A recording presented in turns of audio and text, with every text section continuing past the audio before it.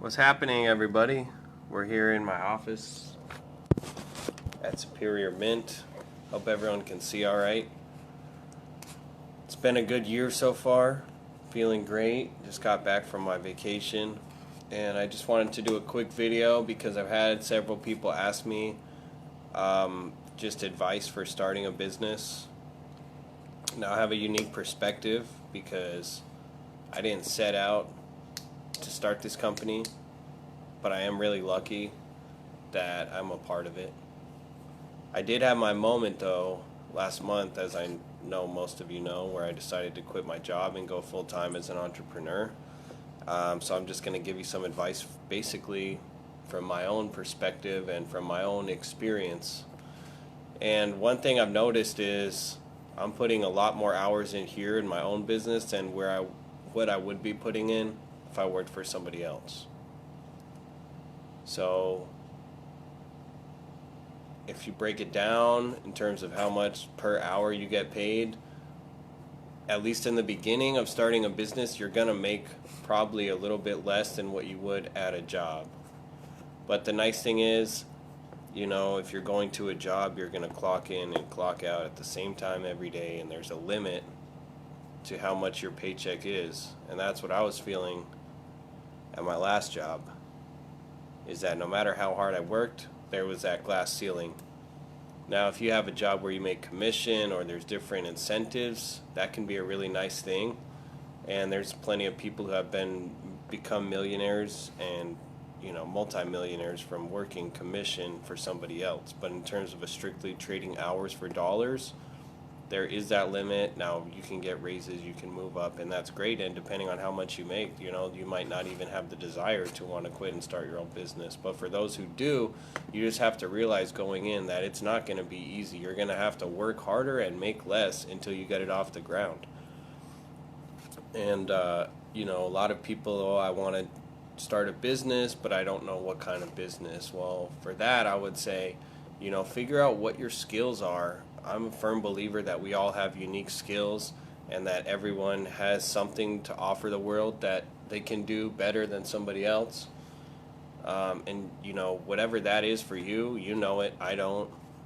Try to figure out, well, what makes that skill marketable? How can you provide value to somebody else using your skills? And, how can you structure a business around that? I hear a lot of people, they say, oh, follow your passion, follow your passion. Well, if your passion is for video games, that's not really going to help unless you want to dedicate, 24/7 of your life to become a professional gamer, which, that's just like being a pro sports star or whatever. Many have tried and few have succeeded. But at least find something that vibes with your skill set and is cohesive with the talent that you already have. Now, another thing I would say is when you're thinking about starting your business, think about, will this scale? Is it always just going to be you? Because at that point, you don't really own a business, you just own a job. And that's one of my biggest challenges in this business is, how do I scale it to the point where I don't have to do literally every single thing? Like, I love working on cars, but it's hard to build a business where I'm personally touching every single car, because that limits the amount of cars that I can sell and the amount of people ultimately that I can help. So, you don't have to have a concrete plan 10 years in the future of exactly what it's going to look like, but you do need to have an idea of what you want it to look like. Work backwards from there and figure out, is this idea scalable? Is it possible to take it to 1 million a year, 2 million a year, whatever? Again, going back to, is that your goal? If your goal is you want free time and you want to make the same as what you make in your job, you just want to be able to call in or take off, go on vacation, whatever, then you're going to have a different goal than somebody who wants to scale to $3, $4, $5 million a year. And, it all comes down to when you have a 9 to 5, your boss is going to be pushing you, your coworkers. But, it's that old saying, a lot of people, they just only work hard enough not to get fired. Well, when you're an entrepreneur, that doesn't work, because there is no getting fired. It's either you make money or you lose money.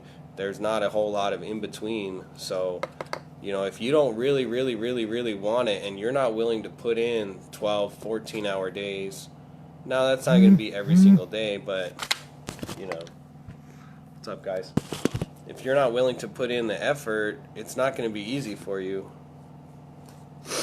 So you got to think about, is this really what I want, or am I happier just working for somebody else, and enjoying life?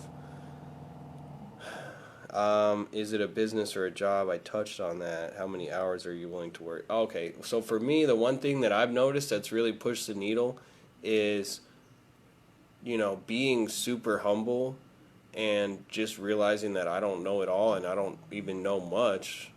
And there's a wealth of knowledge out there, whether it's podcasts, whether it's just reading books, talking to people more experienced than you in your fields.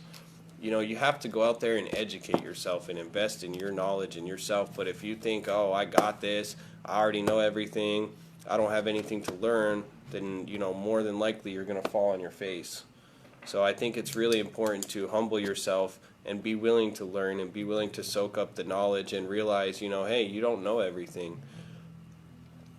Definitely celebrate your victories and don't get down on yourself, but also realize that in business, it's a growth process.